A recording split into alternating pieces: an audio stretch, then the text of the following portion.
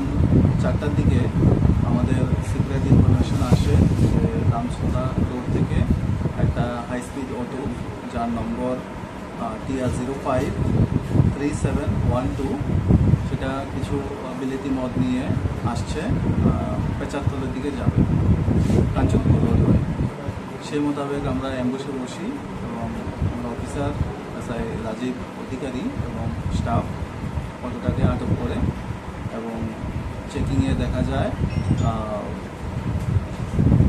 200 বোতল আসাম মেড পল্টু বিলেতি মদ ধরে নিয়ে আমরা।